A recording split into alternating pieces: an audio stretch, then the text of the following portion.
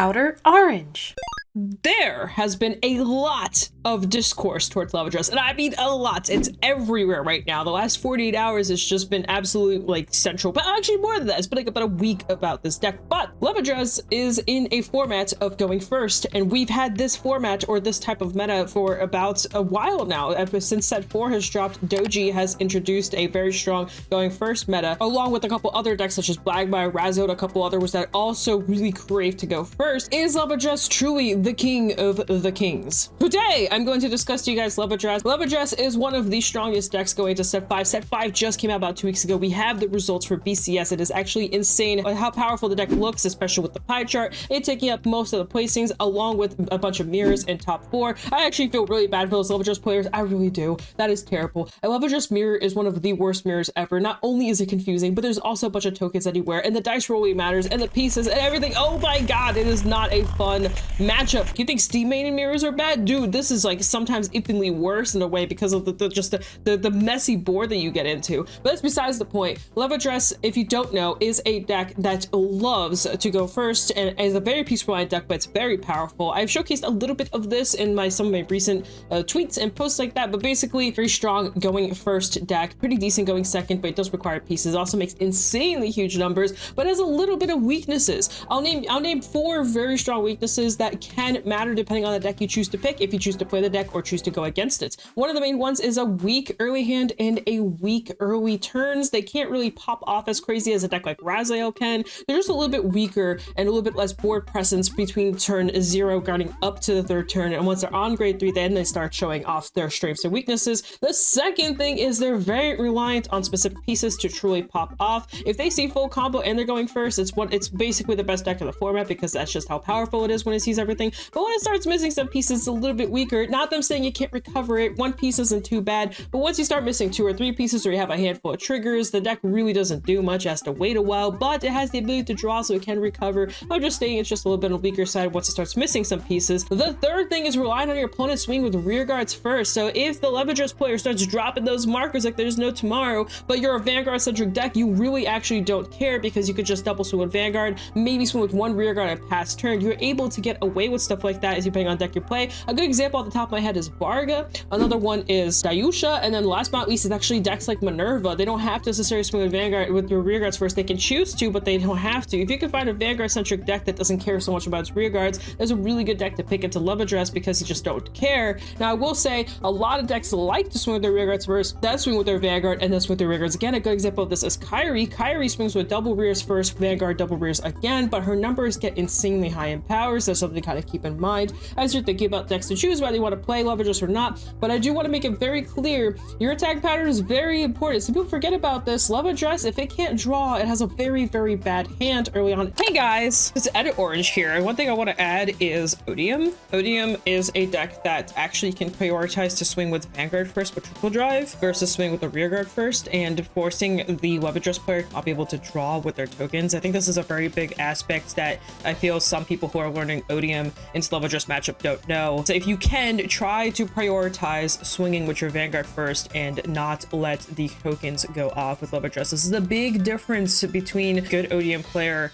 and a better Odium player in my eyes, as I've definitely seen the games pivot when I can't draw into perfect guards and stare at triple drive Vanguard down when I have 5 cards in my hand. Thought I'd let you guys also in on that, as this is a very important matchup knowledge check, in my opinion. While you're at it, do not forget to like and subscribe if you're liking the content I'm currently providing to you. I also do a bunch of shorts, a bunch of other stuff. I'm trying to kind of get more into the short medium to kind of do that. So please like, subscribe if you're enjoying what you're watching. Another thing is that it struggles into Vanguard centric decks. So maybe we might see a slight shift in the formats. Maybe because people are so scared of decks like Levidras that they might actually start playing more Vanguard centric decks. And that is very powerful. If you don't know what a Vanguard centric deck is, it's a deck that relies on the Vanguard swinging over the rear guard swinging. We've actually been in standard for the most part. It's been mainly very rear guard centric formats for the most part, not necessarily everything, but it's been very rear guard centric formats. And I do want to know is a deck that's a little bit of a side deck that we haven't seen yet because our formats are flipped with JP. We are getting Stridex coming up soon, and you know what deck likes to swing with Vanguard first early on? Night Rose. Night Rose has a ghosty Vanguard first and then goes into a Night Rose stride later. The ghosty Vanguard is basically a 3-attack turn. You can swing with Vanguards first and then swing with the rear guards. This is very powerful as you still get the flip. You have your only 3 attacks, but you can choose to swing with the Vanguard first, make the magic number, force out the early PGs, force out the aggression, and then go into your rear guards if you have to,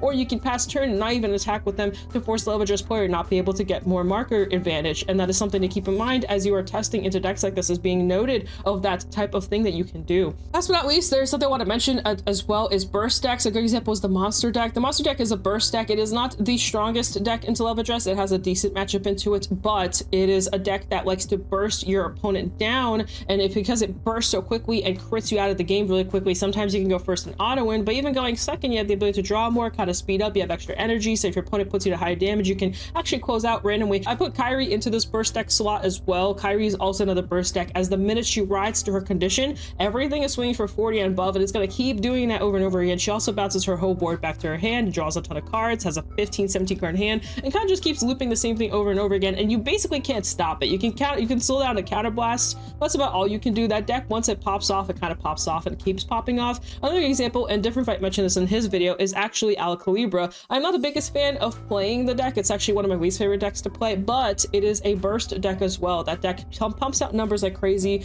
deals 0 damage, and it's also just a very aggressive type of style, and because of how aggressive it just can randomly shut your opponent out of the game really quickly. So basically, that's a good margin of decks I just want to bring up, of decks that could deal with going first centric type of decks. Not every single deck on the list that I mentioned is obviously insane in power. Some decks are really good. My personal opinion, if I were to be counter picking in this meta, which I might be, I might consider it. If you guys know or don't know me, I love breaking down a meta. I don't always like to go, oh, this is just the best deck and that's just how it is. I always like to see deeper, to see what's going on. Sometimes it is the case where a deck is just so powerful nothing else beats it. Those are usually called tier 0 decks. I think standard hasn't really had any tier 0 metas. It's always been really close. I think Luard with the dog was probably a tier 0 format, but we didn't get a chance to see it since it all got banned. Long story short, I usually like to break down what a deck's weakness is and then see if I have other decks in the arsenal that can beat a deck like that, and also be able to deal with other metas. I tend to have a hard time picking a deck whenever I enter regionals just because of this aspect. This is definitely a format that just started, and it's a really good format to start really digging through and just finding exactly what makes this format tick and what you can do to fight around this format. And we've definitely seen this a lot even in last format. We had Doji being as the top meta, but we even have seen Minerva top a couple times just because of how aggressive that deck is back and how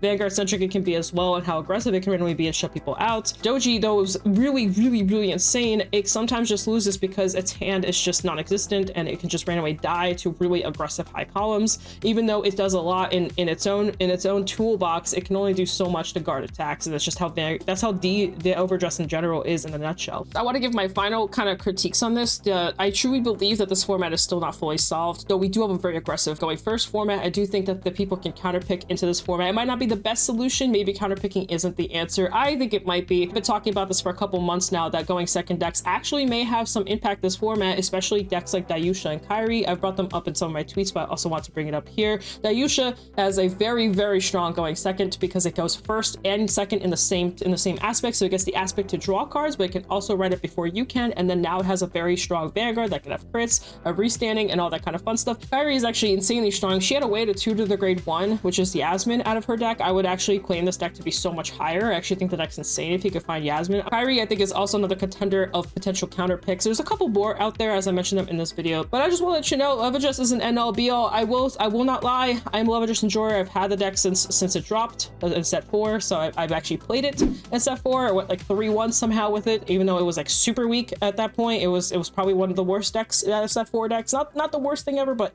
definitely wasn't really doing much. And I still played it, then I'm still playing it now. I am a Stir K enjoyer at the end of the day. I might be playing the deck, I might not be. I've been testing it a lot recently. I really like how it plays. I enjoy the play style, but is it the best deck ever? Do I really want to play those mirrors? Do I want to suffer if I'm losing pieces? Am I really relying on my hand that much? I don't know, but that's the fun of the meta, and just picking that out, you know, making those decisions. That's what makes this format so enjoyable. It's actually one of my favorite Vanguard formats right now. That's weird to say. There's been so much discourse, so much negativity jumping around back and forth, but I wanted to share this with you guys today just to show you guys what's going on in the format. DF really inspired me to bring back this type of videos. I used to do these, funnily enough, a while ago, so I hope you guys enjoy this, and thank you so much for watching. Like I said, I got inspired to kind of bring these kind of videos back, and maybe I'll do more of these types of videos. Maybe I'll go down a Raziel pipeline, because I actually think Raziel is a very powerful deck this format as well. I think people are overlooking it a little bit because of Levidras, but just keep in mind, Raziel is also very, very powerful. Keter has some of the most insane cards in its arsenal right now, and you definitely do not want to forget about that. Stoke is really toolboxy, but Raziel can play a simpler game plan and still win off of that and heal a ton. So just something to keep on the lookout for. Other than that, guys, peace out. Das vidanya. Like, subscribe to help push the channel. I'm really trying to get that 5K. Also, do not forget to shop at 50cards.shop. Code Orange if you want to use my code to save yourself some money. It helps me. It helps the homie out. And there, guys, peace out. Das vidanya. See you guys in a future video. Bye.